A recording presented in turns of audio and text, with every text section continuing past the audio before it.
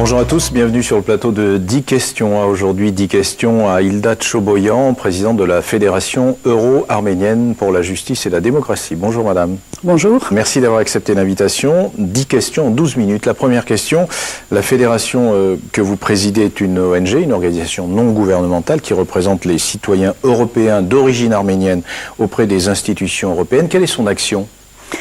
Nous agissons dans le domaine des droits de l'homme.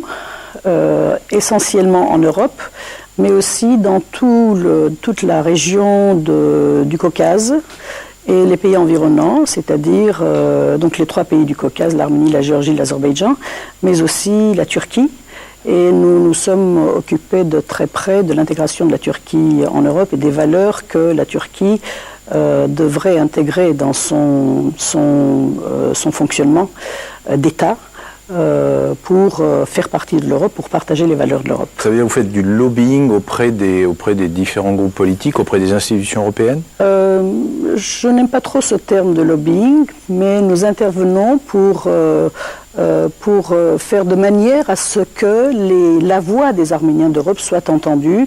Le lobbying est un terme un peu plus difficile à admettre peut-être dans la France que nous connaissons, mais nous ne sommes pas des lobbyeurs professionnels, nous sommes des militants de la cause arménienne et de la cause humaine des droits de l'homme en général. Deuxième question, Hilda Tchoboyan. Le 10 octobre dernier, Arménie et Turquie ont signé un protocole d'accord. Alors avant d'entrer dans le détail, est-ce que ce n'est pas une nouvelle encourageante ? C'est une nouvelle très encourageante. C'est une nouvelle qui est attendue par les populations de la région depuis très longtemps, puisque ce conflit larvé entre l'Arménie et la Turquie dure depuis très longtemps, depuis le génocide.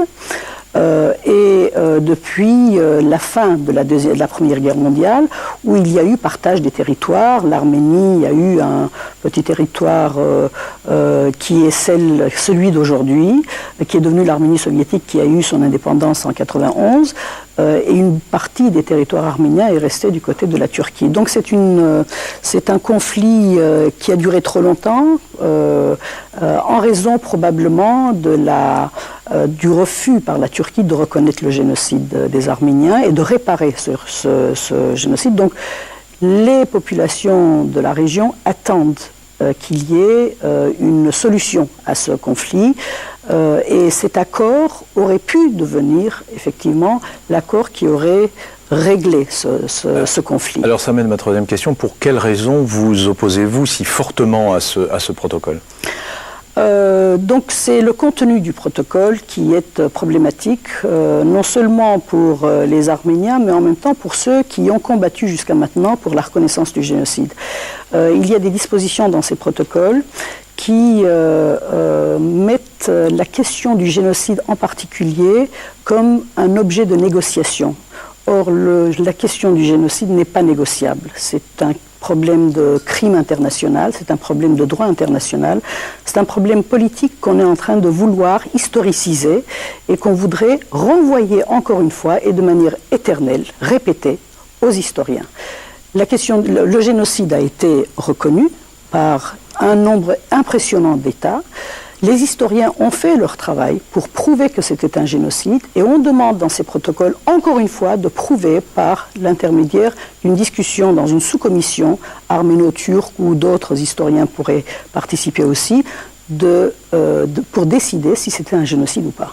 Alors, ça amène ma quatrième question et la réponse va être courte, je pense. La reconnaissance officielle du génocide arménien par la Turquie est pour vous un préalable ?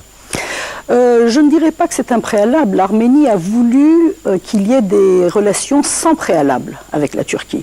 Et nous approuvons cette décision puisqu'il faut bien ouvrir quelque part les discussions avec la Turquie. La Turquie impose un blocus depuis 1993 à l'Arménie.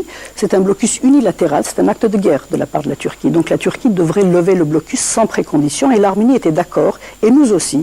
Nous sommes d'accord pour qu'il y ait des relations entre les deux pays, pour que justement ce conflit soit terminé dans les bonnes conditions de négociation, de discussion, mais pas en revenant sur la réalité du génocide. Cinquième question, Idla Choboyan. En faisant preuve d'intransigeance par rapport à ce protocole et par rapport à cette question-là, est-ce que vous ne risquez pas, alors que vous dites que c'est plutôt une bonne nouvelle qu'on discute comme ça, est-ce que vous ne risquez pas de vous marginaliser? Quand je dis vous, la fédération, bien sûr.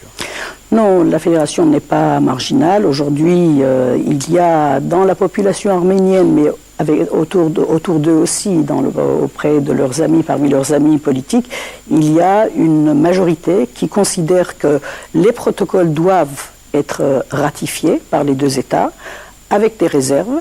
Et les réserves doivent concerner les quelques points problématiques qui posent problème aux populations de la région, de l'Arménie et de la diaspora. Nous ne sommes pas marginalisés, nous sommes majoritaires, je pense. Sixième